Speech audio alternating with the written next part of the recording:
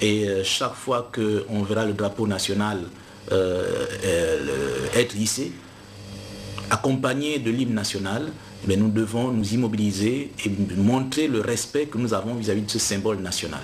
Cette journée nationale du drapeau instituée par le président de la République, chef de l'État Ali Bongo Ondimba, tous les 9 août de chaque année, permettent désormais aux Gabonais et à ses institutions de respecter le drapeau national. On reste dans la deuxième édition de la Journée nationale du drapeau. L'événement a également été célébré avec faste à Port-Gentil, où une cérémonie circonstancielle s'est déroulée à la Légion Ouest de la Gendarmerie nationale en présence du gouverneur Léonard Diderot Mutinga Kebila. Reportage. À l'instar des autres villes du pays, Port-Gentil vient de célébrer la journée nationale du drapeau, instituée en 2009 par les plus hautes autorités de la République, en tête desquelles le chef de l'État Ali Bongo Ondimba, afin de rappeler aux citoyens gabonais l'importance de ces bandes tricolores qui frottent chaque jour, accrochées sur un mât. C'est la cour d'honneur de la Légion Est de Gendarmerie qui a abrité la cérémonie circonstancielle sous la houlette du gouverneur de la province de Logé-Maritime, Léonard Diderot Mutinga Kebila. On notait la présence du maire central André Djambé et ses adjoints, les directeurs et chefs des services administratifs provinciaux et les responsables locaux des forces de sécurité et de défense. Une cérémonie marquée dès l'entame par l'hymne national à Concorde. S'en est ensuite suivi l'inclinaison tour à tour devant le drapeau vert jaune bleu, considéré comme symbole de la souveraineté nationale. La deuxième édition de cette fête, qui honore notre drapeau, aura permis aux uns aux autres d'exprimer leur amour patriotique à la nation gabonaise. Traduire également leur indéfectible attachement à l'idée de promotion de nos valeurs initiée par le président de la République, chef de l'État Ali Bongo Ondimba dans le cadre du Gabon émergent. Tout est bien qui finit bien à Port-Gentil. Rendez-vous a été pris pour l'année prochaine. Les populations port-gentillaises sont connectées depuis quelques semaines déjà à la télévision numérique TNT Africa. Son directeur général a donné un dîner de presse donc pour expliciter la politique de cette structure. Nous retrouvons sur place nos confrères de Télémanji. La télévision numérique a été dernièrement au centre d'un petit déjeuner de presse organisé par les responsables de TNT Africa. Retrouvailles au cours de laquelle M. Kamila Djemissi, directeur général, a décliné la mission première de cette structure audiovisuelle, tout en précisant que cette dernière a les capacités techniques de couvrir tout le pays en quelques mois. Port-Gentil constitue la deuxième ville à recevoir ces services. Pour nous, c'est effectivement de toucher la grande masse. Il faut que la grande masse puisse avoir accès à l'information. Parce que sans information aujourd'hui, on ne peut pas avancer. Et c'est cela notre objectif. Et j'ai indiqué aussi que la particularité, c'est que l'installation de TNT Africa, l'installation de notre équipement est extrêmement facile. Nous sommes dans une zone extrêmement plate à Port-Gentil. Il suffit simplement d'acheter le décodeur et de prendre. Une simple antenne râteau permet de couvrir la panoplie de chaînes nationales et internationales à moindre coût. Comme annoncé par la première dame du Gabon le 27 mai dernier, la formation de sage-femme au Gabon est arrivée au terme de sa première phase. Cette formation s'inscrit dans le cadre de la CARMA, campagne pour l'accélération de la réduction de la mortalité maternelle en Afrique à travers le programme Tous unis pour la santé de la mère et de l'enfant. L'initiative de cette formation est de la Fondation Sylvia Bongo Ondimba. On va voir tout cela avec Yolande Ekwara et Yvette Okosa.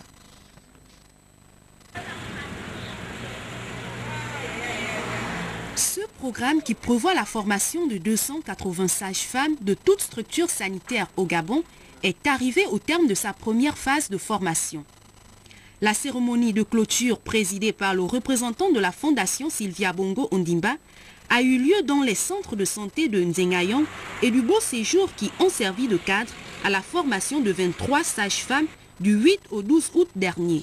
Le 27 mai dernier, lors du lancement de la campagne africaine de réduction de la mortalité maternelle et néonatale en Afrique, la première dame du Gabon, Madame Sylvia Bongo Ondimba, s'était engagée à faire de la lutte contre la mortalité maternelle et néonatale son cheval de bataille dans ses projets de santé. Et c'est pour cela qu'elle avait décidé d'assurer la formation de 280 sages-femmes sur toute l'étendue du territoire pour leur permettre de pouvoir mener à bien leur exercice quotidien. Formés par les experts du ministère de la Santé et ceux du système des Nations Unies, les formateurs ont exposé sur 5 méthodes. Le planning familial, le PTME, l'allaitement maternel, la GAPTA et l'accueil. La première stratégie concerne donc l'accueil dans les structures de santé parce que nous nous sommes rendus compte que le patient qui arrive dans une structure hospitalière n'est pas bien accueilli. Et nous savons que les études ont démontré que lorsqu'on a été bien accueilli et que le premier contact a été réussi, le patient peut être guéri jusqu'à 25% des cas. C'est à ce titre-là que dans le module accueil, nous insistons sur les 3 types de compétences, dont la connaissance que les sages-femmes peuvent acquérir, également le savoir-faire, mais beaucoup plus le savoir-être qui permet à ce que l'éthique et la déontologie accompagnent les actes des sages-femmes au quotidien. Cette cérémonie de clôture de la première phase de formation de sages-femmes a donné lieu à la remise des parchemins aux participants et à la distribution de kits d'accouchement, dont de la première dame. Pour la fin de cette édition d'information, notez que les résultats du concours d'entrée en 6e session 2011 sont désormais affichés depuis ce soir. Nous recevons sur ce plateau M. Guy-Robert Bingouma, c'est le directeur des concours au ministère de l'Éducation nationale et de l'enseignement supérieur. Monsieur le directeur, bonsoir. Bonsoir, M. Chibina. Vous venez essentiellement ce soir pour la fin de cette édition d'information pour 2 communications. La première sur le concours d'entrée en 6e session 2011. Nous vous écoutons. Merci, M. Chibina. Avec votre permission, nous allons commencer avec la seconde communication. La seconde communication sur 2 imminents concours, c'est cela? Exact. Nous vous écoutons. Le ministre de l'Éducation nationale, de l'enseignement supérieur, de la recherche scientifique, de l'innovation et de la culture porte à la connaissance des professeurs adjoints d'école et des professeurs adjoints d'enseignement normal, candidats au concours pour le recrutement de 100 didacticiens en vue de l'enseignement de l'anglais à l'école primaire, que cet examen a lieu au centre unique de Libreville, précisément au lycée d'application Nelson Mandela, les mercredis 24 et jeudi 25 août 2011. Le programme des épreuves est arrêté ainsi qu'il suit. Mercredi 24, 8h, 11h, pédagogie générale. 14h, 17h, pédagogie spéciale. Jeudi 25 août 2011, 8h, 11h, culture générale. Par ailleurs, il est porté à la connaissance des élèves scolarisés dans les établissements privés ou non scolarisés, désireux de participer au concours spécial d'entrée dans les établissements secondaires publics, que cet examen aura lieu le mercredi 7 septembre 2011 dans tout établissement retenu à cette fin. Les dossiers de candidature sont à déposer dans chaque établissement sollicité. Ces 2 communiqués sont signés du directeur général des examens et concours, M. Jean Eyene Bekale. D'accord. Alors tout de suite, nous allons donc venir sur la communication concernant donc le concours d'entrée en 6e session 2011. Pour ce qui est du concours d'entrée en 6e,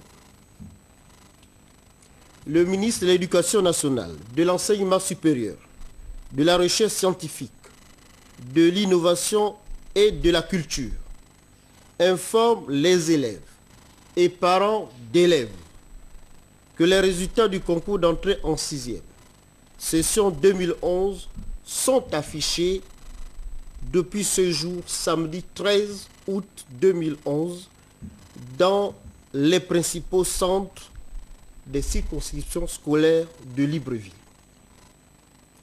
Ces résultats peuvent également être consultés à la direction d'académie provinciale de l'Estuaire situé près de l'école publique Martine Oulabou.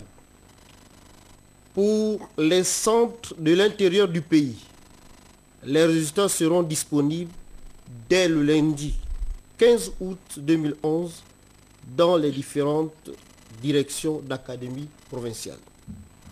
Voilà donc, merci à vous, monsieur le directeur des concours. Nous avons largement débordé le temps qui nous était imparti, mais très rapidement peut-être, est-ce que vous pouvez nous donner le pourcentage de réussite par rapport aux résultats de ce concours d'entrée en 6e très attendu par les Gabonais? Monsieur Tibunda, je vous remercie, mais je voudrais tout de même, si vous me permettez assez rapidement, indiquer les principaux centres par circonscription scolaire au niveau de Libreville. Nous en avons 4. D'accord. Au niveau du centre, les résultats sont affichés à l'école publique de Batavia 1. D'accord. Pour la circonscription Est, à l'école de Nzengayon 2. Pour la circonscription Nord, à l'école publique des Charbonnages. Et pour la circonscription scolaire Sud, à l'école de Damas 2. Pour ce qui est des pourcentages, nous avons au total 44 694 candidats qui ont pris part à ce concours. D'accord. Ont été déclarés admis 14 780, soit un pourcentage de réussite de 33,07%. Merci à vous. Je rappelle que nous recevions sur ce plateau le directeur des concours, monsieur Guy Robert Bingouma. Il est donc du ministère de l'Éducation nationale et de l'enseignement supérieur. À ce propos justement, ou rien à voir avec cela, mais dans le cadre du processus d'investiture des candidats du Parti démocratique gabonais aux prochaines élections législatives, le camarade Séraphin Moununga, membre du comité permanent du bureau politique du Parti démocratique gabonais, invite les camarades membres du bureau politique, les membres du Conseil national élus et de droit, les députés et sénateurs PDG, les membres du comité central, le secrétaire départemental des bureaux de fédération et de section, ainsi que les secrétaires de comité et à une très importante réunion qui aura lieu donc à Moabi le dimanche 14 août 2011 à 12h30 dans la salle du foyer des jeunes. Les éventuels postulants à l'investiture du parti doivent également être présents à cette concertation. Dans le même ordre d'idées, dans le cadre du processus d'investiture des candidats du PDG aux prochaines élections législatives, c'est le camarade Julien Nkogé Bekale, cette fois-ci membre du bureau politique du PDG, le camarade Raphaël Nkogé Mba, secrétaire départemental du PDG pour le Komo-Manda Ntoum, invite les camarades élus et de droit, membres du Conseil national, les élus locaux et nationaux du PDG, les membres du comité central, les secrétaires et membres des bureaux des fédérations et des sections, ainsi que les secrétaires de comité à une très importante réunion qui aura lieu demain dimanche 14 août 2011 à 11h30 à la permanence politique du PDG du côté de Ntoum. Les éventuels postulants à l'investiture du parti sont également invités à cette réunion. Ce journal qui s'achève a été coordonné par Chérel Bungota et Cyril Bertrand Ngaleko. Ils se joignent à moi-même et à Jean-de-Dieu Mamboundou ainsi qu'à toute l'équipe dirigée par Don Philippe Ba pour vous dire merci d'avoir suivi le journal. Bonne suite des programmes sur la RT Chaîne 1. On se retrouve demain lorsqu'il sera 20h.